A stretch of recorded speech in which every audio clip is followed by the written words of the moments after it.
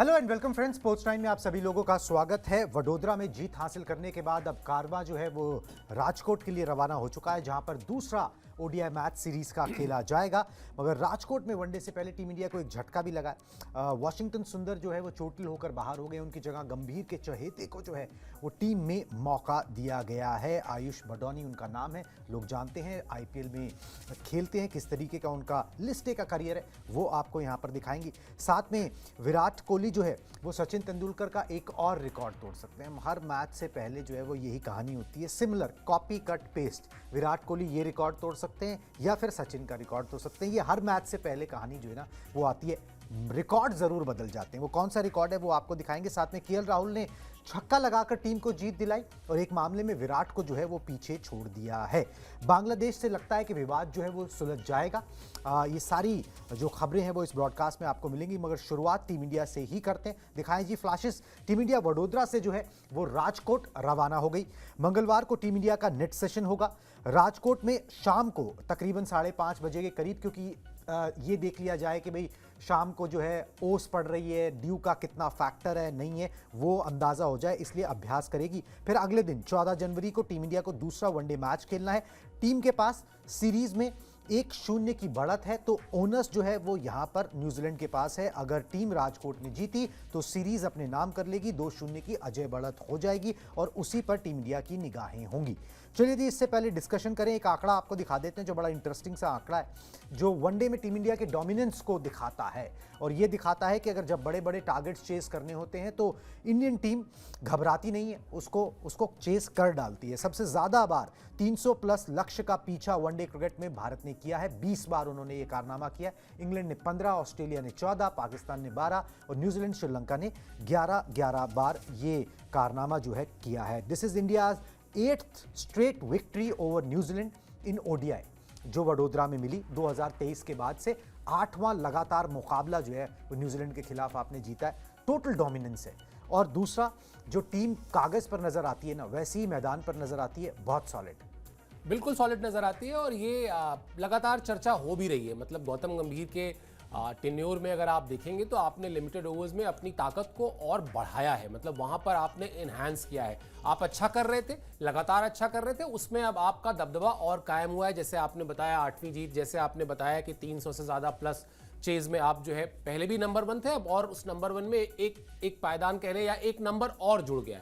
ये दिखाता है कि जो लिमिटेड ओवर्स की आपकी क्रिकेट है उसमें किस तरह से आपने अपने आप को ढाला है, किस तरह का आपके पास बेंच स्ट्रेंथ है, क्योंकि यहां पर अभी जसप्रीत बुमराह नहीं है, ये हमको याद रखना चाहिए।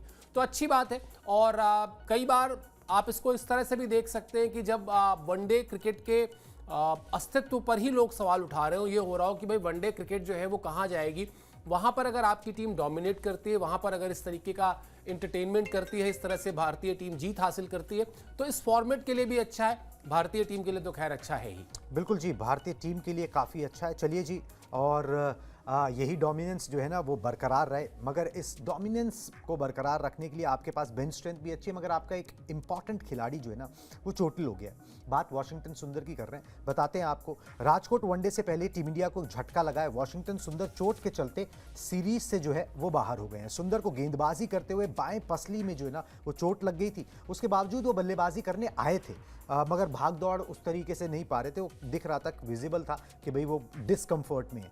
5 ओवर की गेंदबाजी की थी, 27 रन दिए थे, कोई विकेट हासिल नहीं हुआ था।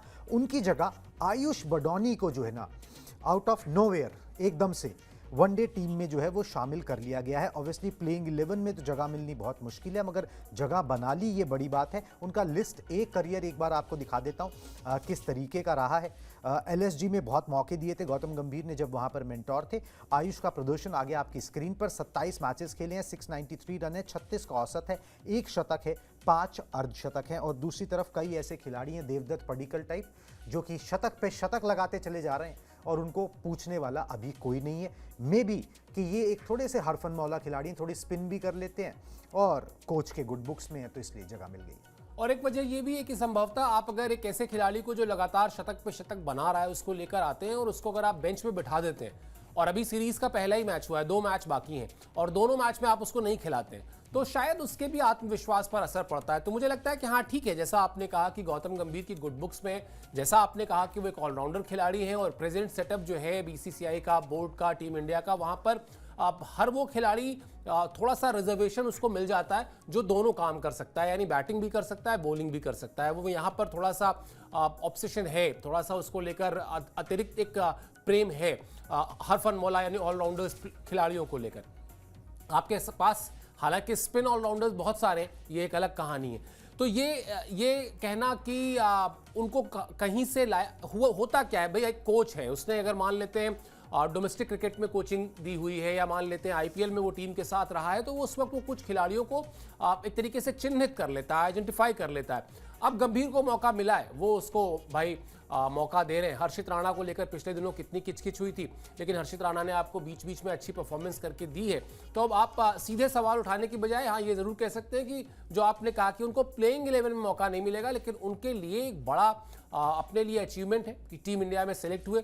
अब वो कम से कम उस ड्रेसिंग रूम का हिस्सा होंगे जिस ड्रेसिंग रूम में इस फॉर्मेट के 2 बेताज बादशाह यानी रोहित शर्मा और विराट कोहली खेला करते हैं। बिल्कुल जी, एक पॉजिटिव आयुष बडोनी के साथ ये कि विकेट कीपिंग भी कर ले। बिल्कुल ठीक है, तो फिर भाई आपका वो विकेट कीपर वाला बैकअप उस तरीके से भी, तो मतलब बातें बन जाती हैं जब आपको बनानी होती है, मौके पड़ते हैं तो उस तरीके से हो जाता है। चलिए कोई बात नहीं, मौका अच्छा खिलाड़ी है, ऐसा नहीं है कि कोई बुरा खिलाड़ी, अच्छा और 26 साल अभी उम्र है। हाँ, मतलब मुझे लगता है अभी बहुत सारा उनके पास समय है, ऐसे ही ग्रूम होंगे, वो भी जानते होंगे कि मुझे प्लेइंग 11 में मौका शायद ही मिलेगा, तो बस वो आए हैं देखने के लिए, महसूस करने के लिए, फील करने के लिए। बिल्कुल जी, ये अनुभव जो है उनको काम आएगा। चलिए जी, अब बात करते हैं विराट कोहली की। विराट कोहली की बात जितनी ज़्यादा की जाए उतनी कम नज़र आती है, क्योंकि रिकॉर्ड जो है वो थमने का नाम ही नहीं लेते। चलिए, 1 रन अगर वो राजकोट में बना देंगे, 1 रन, सिर्फ 1, ठीक है, तो वो सचिन तेंदुलकर का रिकॉर्ड तोड़ देंगे। क्या रिकॉर्ड है जी? न्यूजीलैंड के खिलाफ सबसे ज़्यादा रन बनाने का रिकॉर्ड, भारतीय रिकॉर्ड, मतलब भारतीय बल्लेबाज बन जाएंगे जिन्होंने न्यूजीलैंड के खिलाफ सबसे ज़्यादा वनडे रन बनाए हुए हैं। सचिन ने 42 मैचेस में 1750 रन बनाए थे, विराट कोहली के नाम 34 मैचेस में 1750 रन है। अगर वो अपने 35वें मैच में 1 रन और जोड़ लेते हैं तो वो सचिन का रिकॉर्ड तोड़ देंगे। अगर 93 की बजाय 94 बने होते तो वो रिकॉर्ड वहीं पे ही जो है वो टूट जाता। अगर 7 रन और बने होते तो एक और रिकॉर्ड जो है वो अपने नाम कर लेते, वो यहाँ पर राजकोट में कर सकते हैं। कीवी टीम के खिलाफ सबसे ज़्यादा ओडीआई शतक लगाने का मौका उनके पास होगा। फिलहाल रिकी पॉन्टिंग, वीरेंद्र सहवाग और विराट कोहली के नाम ये संयुक्त रिकॉर्ड है, जॉइंट रिकॉर्ड है कि उन्होंने 6 ओडीआई शतक जो है कीवी टीम के खिलाफ यहाँ पर लगाए हुए हैं। विराट कोहली का सर हम रिकॉर्ड्स तो गिना देते हैं, मगर ये जवाब विराट कोहली ने खुद ही दे दिया था कि भाई मैं माइलस्टोन्स को अब देखता भी नहीं हूँ, अब मैं जाता हूँ और इन्जॉय करता हूँ अपनी खेल को। जितना भी वक्त बाकी है, जितना भी समय बाकी है, जितना भी मैं दे सकता हूँ, जितना भी ये खुल के एक्सप्रेस कर सकता हूँ, वो एक्सप्रेस करने की कोशिश करता हूँ। ये तो अब चीज़ें हैं, अब आप उस मुकाम पे पहुँच गए हो कि हर एक स्टेप जो है ना वो कोई ना कोई माइलस्टोन ही होता है। बिल्कुल होता है, और ये आप हम लगातार बताते भी रहते हैं और देखते भी रहते हैं, और आप तो बहुत अच्छी तरह उसको फॉलो करते हैं, सब्सक्राइबर्स को बताते हैं। अब अभी जिस बयान का आप उनके रेफरेंस दे रहे हैं, वो बयान पिछले ही मैच में उन्होंने दिया कि भाई मुझे अब माइलस्टोन से फ़र्क नहीं पड़ता, और सच्चाई भी यही है। ये वैसे ही है कुणाल, जैसे एक इंसान अपने जीवन में जो कुछ सोचता है उसको उससे कहीं ज़्यादा मिल जाए, ईश्वर उसको कहीं ज़्यादा उससे बख्श दे, तो वही चीज़ हुई है। उनको सब कुछ मिला है। उन्होंने कहा भी कि भाई मुझे जो कुछ मिला, मैं अपने करियर को जब देखता हूँ तो मैं भगवान को इसके लिए शुक्रिया अदा करता हूँ। अब वो लंबी लाइन खींच रहे हैं। अब वो जैसे आप कहते हैं ना भूतो ना भविष्यति, यानी वो कुछ ऐसे रिकॉर्ड्स बनाकर जाएं, वो कुछ ऐसा करके जाएं जो रहे कुछ दिन तक, सरवाइव करे। ये ना हो कि आप जैसे वो एक समय में ब्रायन लारा और मैथ्यू हेडन में रिकॉर्ड चलता था ना टेस्ट क्रिकेट में सबसे बड़ी पारी खेलने का, कि वो हर 6 महीने पर टूटता था, तो वो अब बड़ी लाइन खींच रहे हैं। वो बड़ी लाइन एक बड़े व्यक्तित्व के द्वारा ही खींची जा सकती है। वो जब उनका मतलब 2 चीजें हैं, ये बड़ी बारीक लाइन है। एक तरह से उनका पेट जो है ना, अब उसमें रनों की भूख जो है वो शांत हो चुकी है, लेकिन दूसरी तरफ वो रनों की भूख है, वो रनों की भूख है अपनी टीम के लिए। अपनी टीम को जीत दिलाने के लिए। अब वो उनके अपने 80वां शतक, 81वां शतक, 82वां शतक या 84वां, 85वां, 86वां उनको नहीं दिख रहा है। अब उनको ये दिख रहा है कि मेरा एक शतक मेरी टीम को जीत दिलाता है। बस। मेरे एक शतक से जो इस स्टेडियम में आए हजारों लोग हैं, उनके चेहरे खिल जाते हैं। तो अब जब आप, जिसको कहते हैं ना, बहुत बड़ी बड़ी फिलॉसफी है, सिंपल सी बात है, जब आपको दूसरों की खुशी में अपनी खुशी समझ में आने लगे ना, तो वो एक अलग ही अवस्था होती है। वो उस अवस्था को प्राप्त हो चुके हैं जहां उनको फैंस की खुशी दिख रही है, अपनी माँ को वो अपनी ट्रॉफी देने की बात कर रहे हैं कि वो बहुत प्राउड करती है उस पर। उसके बाद मैं भूल जाता हूँ हाँ। कि वो कहाँ रखी गई है। एग्जैक्टली तो वो अवस्था आ गई है जहां पर आप सब कुछ, आपको लगता है कि सब कुछ तो मिल गया, अब तो बस इसको एंजॉय करना है। तो वो एंजॉय कर रहे हैं, लेट हिम एंजॉय। और जब तक उनकी एंजॉय से वो हमें मतलब गर्व के पल मिल रहे हैं, तब तक इससे अच्छी बात क्या है। बिल्कुल जी, जिसने सवाल आप पूछा था। अभी तक आपके पास यही काम रोहित शर्मा कर रहे थे। हाँ। अब आपके पास दो खिलाड़ी ऐसे हो गए, बिल्कुल, जो दो खिलाड़ी बिल्कुल सेल्फलेस क्रिकेट खेल रहे हैं, जिनको अब कुछ नहीं चाहिए। और प्रोबेबली 2000, आज मैं बिल्कुल जिम्मेदारी से ये बात कह रहा हूं कि 2027 वर्ल्ड कप जो हम लगातार चर्चा करते हैं, उसमें भारतीय टीम के लिए सबसे बड़ी यूएसपी भी यही रहने वाली है कि वहां दो खिलाड़ी ऐसे खेल रहे होंगे जिनको इस बात से कोई फर्क ही नहीं पड़ता कि वो क्या हासिल करेंगे, वो कर चुके जितना हासिल करना था। तो शायद बड़ी अच्छी बात है, दोनों कमिटेड हैं, दोनों मोटिवेटेड हैं और दोनों बड़ी अच्छी फॉर्म में। बिल्कुल जी, और इसी तरीके से कारवां चलता रहा। जिन्होंने सवाल पूछा था ब्रॉडकास्ट पे, हर्षा भोगले, उन्होंने आखिरी में बस यही कहा कि कीप प्लेइंग, ठीक है। तो उन्होंने स्माइल करते हो जो जवाब नहीं दिया, बस स्माइल कर दिया, उसी में सब कुछ छुपा हुआ है। चलिए जी, विराट कोहली से ही एक दूसरा भी हमारे पास एलिमेंट है। केएल राहुल ने उनको एक मामले में पीछे छोड़ दिया है। क्या मामला है वो आपको बताते हैं। केएल राहुल ने छक्का लगाकर जो है विराट को छोड़ा पीछे, क्योंकि छक्का लगाकर उन्होंने वडोदरा में जीत दिलाई। छठी बार अपने करियर में 6 से उन्होंने जीत दिलाई है। छक्का लगाकर विनिंग रन स्कोर किया और टीम को जीत दिलाई। विराट ने 5 बार ऐसा किया था। अब इस मामले में लिस्ट में टॉप पर आते हैं धोनी। उन्होंने 9 बार ऐसा किया था अपने करियर के अंदर, ओडीआई क्रिकेट के अंदर। और राहुल जो है वो फिनिशर की भूमिका निभा रहे हैं। ये भी एक ब्लेसिंग है कि जो खिलाड़ी आपके लिए ढेरों रन बना सकता है, जो वो काबिलियत रखता है, जो मूलतः ओपनर है, वो उस फिनिशर की भूमिका को निभा रहा है और उस फिनिशर की भूमिका बड़ी अच्छी से निभा रहा है। ये जो स्टैट्स हैं, ये उसकी बस उसको जो है वो सेकंड करते हैं कि भाई वो किस तरीके से हर रोल में फिट हो जाते हैं। और यहाँ पर वो इस तरीके का रोल जो निभा रहे हैं, ये आपको 2027 में बहुत ज़्यादा फायदा देने वाला है। बिल्कुल देने वाला है और बड़ी बात है। मतलब कल सैक्रिफाइस ही एक तरीके से। हाँ, मतलब मैं सोच रहा था इस मैच को देखते हुए, और हम लोग शायद एक दिन बात कर भी रहे थे कि जब आप विरोधी टीम आपके टॉप में से मान लेते हैं, चलिए मौजूदा सेटअप में शुभमन गिल को आउट कर लेती है, विराट कोहली को भी आउट कर लेती है, रोहित शर्मा को भी आउट कर लेती है, श्रेयस अय्यर को भी आउट कर लेती है, उसके बाद एक ऐसा खिलाड़ी आता है जिसके अंदर इतनी काबिलियत है इस फॉर्मेट को लेकर कि वो अकेले चाहे तो मैच जिता के आ सकता है एनी पॉइंट ऑफ टाइम, किसी भी दिन वो ये काम कर सकता है। आप याद कीजिए कि विराट कोहली जब कप्तान थे तब केएल राहुल को, मतलब जैसे हम लोग कहते हैं ना कि कप्तान जब टीम लिस्ट लिखता है तो पहला नाम लिखा जाता है कप्तान का, दूसरा नाम कौन सा होगा। हर एरा में एक खिलाड़ी ऐसा होता है जिसके लिए हम लोग कहते हैं कि दूसरा नाम उसी का होता है। हाँ, ठीक है। हाँ। उसके बाद सोचेंगे कि कौन तीसरा है, कौन चौथा है, लेकिन दूसरा नाम कौन है, तो दूसरा नाम केएल राहुल थे। बिल्कुल यही वजह थी कि केएल राहुल तीनों फॉर्मेट खेला करते थे और वो बड़े अपने कप्तान के भरोसेमंद थे, टीम मैनेजमेंट के भरोसेमंद थे। एक समय में प्रोबेबली वो कप्तानी की रेस में थे, मतलब उन्हें कप्तानी भी सौंपी जा सकती थी। बीच में समय नहीं अच्छा आया, क्रिकेट है, खेल है, फॉर्म जाती है आती है, कई बार आपको चोट लग जाती है, सर्जरी करानी पड़ती है, लेकिन उन सारी चीजों के बाद जब आप वापस आते हैं, और मैं फिर 2027 वर्ल्ड कप पे लौटूंगा, ऐसे समय में जब शुभमन गिल जैसे एक युवा खिलाड़ी को आपने वनडे टीम की कमान सौंपी है, जो भी 24-25 साल का है, उसके पास अगर वनडे फॉर्मेट की त्रिमूर्ति हो जहां पर आपको रोहित शर्मा, विराट कोहली और केएल राहुल जैसे 3 स्ट्रॉन्ग, और अभी श्रेयस अय्यर की हम बात ही नहीं कर रहे, ऐसे 3 अगर स्ट्रॉन्ग हैंड मिलते हो तो इससे बड़ी लग्जरी क्या होगी किसी कप्तान के लिए। तो केएल राहुल, यस, वो बिल्कुल जो पिछली बार मैंने कहा था कि वो टेस्ट टीम के वीवीएस लक्ष्मण की तरह है। हाँ। जब आप सचिन को आउट कर लीजिए, द्रविड़ को आउट कर लीजिए, सौरभ गांगुली को आउट कर लीजिए, वीरेंद्र सहवाग को आउट कर लीजिए, उसके बाद वो वीवीएस लक्ष्मण आएंगे और फिर वो अपना खेल करेंगे। वैसे ही केएल राहुल है। और बैटिंग पोजीशन, बैटिंग क्रम में, बैटिंग ऑर्डर में जहां पर आके वो काम कर रहे हैं, वहां पर उस तरह के अनुभवी खिलाड़ी का मतलब वो मैच को पूरा ना टर्न अराउंड कर सकते हैं। वो किसी एक बड़े अच्छी शुरुआत के बाद जिसमें आप 350 तक जाने की सोच रहे हैं, 360 तक जाने की सोच रहे हैं, वो आपको 400 तक पहुंचा सकते हैं। और किसी एक मैच में जहां पर आप 25 पे 5 लगे हुए हैं या 30 पे 4 लगे हुए हैं, वहां पर वो आपको 250 सवा 200 तक ले जा सकते हैं, ताकि आपके गेंदबाज कुछ कर सके। बिल्कुल जी, ये ब्लेसिंग है। बिल्कुल। जो यहाँ पर शुभमन गिल को जो है कम से कम इस फॉर्मेट में ये क्वेश्चन जरूर मिला हुआ है। टेस्ट फॉर्मेट में नहीं है, मगर ओडीआई फॉर्मेट में ये क्वेश्चन जरूर मिला हुआ है कि सिर्फ कप्तानी करनी, ज्यादा सोचना नहीं है। हार जीत के लिए बहुत उनके पास जो है आर्सेनल यहाँ पर मौजूद है। चलिए जी, आगे बढ़ते हैं और बांग्लादेश के साथ जो विवाद चल रहा है ना, उस पर बात करते हैं, क्योंकि उस पर एक रिपोर्ट आ रही है, फिलर जो आ रहे हैं वो ये हो रहा है कि भाई T20 वर्ल्ड कप में बांग्लादेश के मैचेस का वेन्यू जो है वो बदला जा सकता है। साउथ इंडिया में शिफ्ट होंगे बांग्लादेश के मैच, ये रिपोर्ट कहती है। पहले कोलकाता में 3 मैच होना था, एक मुंबई में होना था, अब इनको जो है शिफ्ट किया जा सकता है, क्योंकि भाई आपत्ति जता दी है तो कुछ तो मान लो, कुछ हमारी सुन लो और उसके बाद जो है बीच का रास्ता निकाल लो। ये कुछ उस तरीके की बात है। चेन्नई और तिरुवनंतपुरम में जो है वो मैचेस शिफ्ट हो सकते हैं, ना कि श्रीलंका या कहीं और।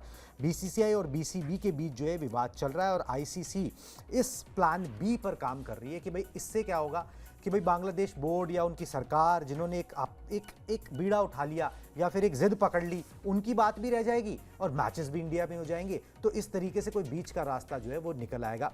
इसमें कितनी सच्चाई है ये अभी नहीं पता, मगर इस तरीके की रिपोर्ट्स जो है वो आ रही है। बिल्कुल। और होता क्या है कुणाल, कई बार जब आप सबसे ताकतवर बोर्ड हो क्रिकेट में, अब तो आपको कुछ चीज़ों का ना सेक्रीफाइस करना पड़ता है। कई बार आपको जो रुतबा होता है वो आपका नुकसान भी पहुंचाता है। आज अगर सब कुछ बीसीसीआई की तरह की मनमर्जी का होने लगे, तो पूरी दुनिया के सामने एक नैरेटिव ये भी जाएगा कि बीसीसीआई ही आईसीसी है, या आईसीसी ही बीसीसीआई है। राइट। हाँ, मतलब अगर आप हर चीज बीसीसीआई के हिसाब से करेंगे तो फिर जैसा मैंने कहा कि बीसीसीआई ही आईसीसी है, आईसीसी ही बीसीसीआई है, ये नैरेटिव बनाने में अब बहुत ज्यादा समय नहीं लगेगा। है ऐसे बोर्ड, पाकिस्तान है जो ये काम कर सकता है। वो जाके कह सकता है कि भाई देख लीजिए, ये तो हर जगह अपनी मनमर्जी चलाते हैं। ऐसे में आपको कई बार वो बड़कपन दिखाना पड़ता है, जो आपने कहा ना शुरू में कि चलो उनका भी मन रख लो, क्योंकि इससे कोई नुकसान नहीं हो रहा है। ऐसा कोई आर्थिक नुकसान नहीं हो रहा है आपको, ऐसा कोई नुकसान नहीं हो रहा है जिससे कि जैसे कहते हैं ना कि कई बार आप थोड़ा झुक जाते हैं, अपने कद को थोड़ा जानबूझ के झुका लेते हैं, इसलिए कि चलो इससे मेरा कोई नुकसान नहीं हो रहा है, सामने वाले का दिल भी रह जाएगा। तो बस वही वाली बात है। और ये नैरेटिव बहुत खराब होगा अगर ये नैरेटिव बन जाता है कि नहीं साहब बीसीसीआई तो मतलब मनमानी करती है, तो फिर वो जो चाहे ऑस्ट्रेलिया हो, चाहे इंग्लैंड हो, चाहे दुनिया के जो और भी बड़े बोर्ड्स हैं, उनको ये लगेगा कि हाँ ये तो बड़ी गलत बात है भाई, हर चीज में बीसीसीआई की सुनी जाती है। तो मुझे लगता है इस पूरे मामले में कहीं कुछ था नहीं। जो आपने पहले दिन बात कही थी, मुझे लगता है वही बात है कि यहाँ पर अगर बांग्लादेश क्रिकेट बोर्ड के पास वो आजादी होती तो वो शायद रिएक्ट भी नहीं करते, बिल्कुल नहीं करते। ठीक है, लेकिन वहाँ का पॉलिटिकल सिनेरियो ऐसा है, इस वक्त वहाँ के राजनीतिक हालात ऐसे हैं जो बांग्लादेश क्रिकेट बोर्ड पर लगातार ये दबाव बना रहे हैं कि हमको अपने पब्लिक को ये दिखाने के लिए कि हम बहुत ताकतवर हैं, हमको बीसीसीआई से भिड़ जाना है। यहाँ बड़े बड़े बोर्ड नहीं भिड़ पाते, बांग्लादेश कहां से भिड़ पाएगा? लेकिन अब उनको वो एक नैरेटिव अपने यहाँ चलाना है, जो पाकिस्तान में कई बार होता है। तो बस वो नैरेटिव चलाने की कोशिश की गई है। आईसीसी, मैंने पहले भी कहा था कि आईसीसी को सिर्फ इस बात का ध्यान रखना चाहिए कि ये बीसीसीआई का टूर्नामेंट नहीं है, ये बांग्लादेश क्रिकेट बोर्ड का टूर्नामेंट नहीं है, ये एशियन क्रिकेट काउंसिल का टूर्नामेंट नहीं है, ये इंटरनेशनल क्रिकेट काउंसिल का टूर्नामेंट है, जो पूरी दुनिया में क्रिकेट को संचालित करने वाली संस्था है। उसके फैसले में वो जैसे न्याय की परिभाषा अपने यहाँ कही जाती है ना, कि न्याय की परिभाषा ये है कि न्याय होता दिखना भी चाहिए। न्याय हो यही जरूरी नहीं है, ऐसा लगना भी चाहिए कि हाँ न्याय हुआ। तो बस वैसी ही बात है, कुछ ऐसा कर दो, कोई एक ऐसा बीच का रास्ता निकाल दो कि ये लगे कि भाई बीसीसीआई दबंगई नहीं कर रहा है, यहाँ पर आईसीसी एग्जिस्ट करता है। ये आईसीसी के लिए भी अच्छा है। बिल्कुल जी, और ये बीच का रास्ता निकाला जा रहा है और जिस तरीके मैच्योरिटी से निकाला जा रहा है। ऐसे क्या होता है, जैसे घर में मान लीजिए कि आपका छोटा भाई है और आप हैं, आपके और आपके छोटे भाई में झगड़ा हो गया, पहुंच गए जी पिताजी के पास शिकायत करने। आपने कहा कि जी इसने मुझे पहले मारा या इसने मुझे छेड़ा, इसके बदले में मैंने मारा। उसने कहा कि नहीं इन्होंने मुझे मारा। तो उस वक्त पिता क्या करता है, पिता जो है वो ये दिमाग लगाता है कि ये तो बड़ा है, ये थोड़ा मेरी बात समझेगा, ये छोटा है थोड़ा 4-5 साल, ये हो सकता है भी ना समझ पाए अच्छी तरह। तो वो बड़े वाले बेटे को ना थोड़ा ज्यादा डांट देता है, या थोड़ा सा छोटे वाले को ये दिखाने के लिए कि देखो मैंने डांट दिया इसको। तो वो मामले को बैलेंस कर देता है। ठीक है, उसमें वो न्याय हो सकता है 50-50 ना हुआ हो, 60-40 हुआ हो, लेकिन करता वो यही है। इसीलिए छोटे वाले बच्चे जो है वो अपना अलग उसमें रहते हैं और बड़े वाले अलग रहते हैं। ये जन्म जन्मांतर की लड़ाई चली आ रही है, सबके घर में चली आ रही है। ठीक है, तो ये वैसे ही ही है। बड़ा बच्चा पहुंचा बीसीसीआई, छोटा बच्चा पहुंचा बांग्लादेश, आईसीसी ने कहा यार चलो इनको भी थोड़ा खुश कर दो, ऐसा एक रास्ता निकालने की बात हो रही है जो आपने बताया। बिल्कुल जी, और फिर बाद में वो बड़े को कह भी दिया जाता है कि सुनो तुम बड़े हो इसलिए ऐसा ठीक है, ऐसा इसलिए ऐसा किया और तुम मत किया करो, नहीं तो बात तुम पे ही आएगी। ठीक है, इसलिए जो है तुम इससे बचने की कोशिश किया करो। चलो, यहाँ पर बीसीसीआई ने बचने की पूरी कोशिश की, कोई ऊल झुलूल बयान जो है वो जारी यहाँ पर नहीं किया गया। चलिए जी, इस ब्रॉडकास्ट में अभी बस इतना ही। आप हमारे साथ जुड़े इसके लिए बहुत बहुत शुक्रिया।